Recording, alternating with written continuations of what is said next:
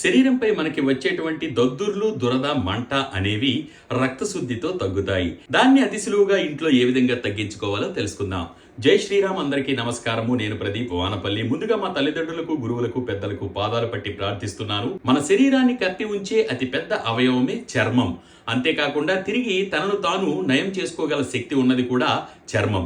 అయితే అటువంటి చర్మంపై దురదలు, దద్దుర్లు, మంట వస్తే గనక వాము, మనం తినేటువంటి వాము ఉంటుంది కదా, అది ఒక 100 గ్రాములు తీసుకోండి, నాణ్యమైనది. దాంతో పాటు పాత బెల్లము ఒక 100 గ్రాములు తీసుకోండి.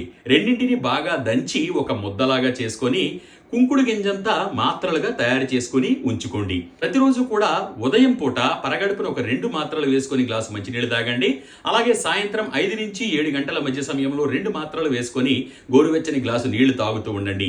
ఈ విధంగా చేస్తూ ఉంటే రక్తం శుద్ధి జరుగుతుంది, రక్త ప్రసరణ బాగుంటుంది, తిన్నది అరుగుతుంది, అలాగే జీర్ణశక్తి కూడా పెరుగుతుంది. ఈ అద్భుతమైన చిట్కాను ఎవరైతే రక్త సంబంధిత సమస్యలతో, లేదంటే గనక దురదలు, దద్దుర్లు, మంట వంటి సమస్యతో బాధపడుతున్నారో వాళ్ళకి షేర్ చేయండి. మరిన్ని విలువైన వీడియోల కోసం ఫేస్బుక్, యూట్యూబ్, ఇన్స్టాగ్రామ్లలో డాక్టర్ ప్రదీప్ వానపల్లి పేజెస్ ని ఫాలో అవుతూ ఉండండి. సర్వే జన సుఖినో భవంతు, సర్వే సుజన సుఖినో భవంతు. ధన్యవాదాలు.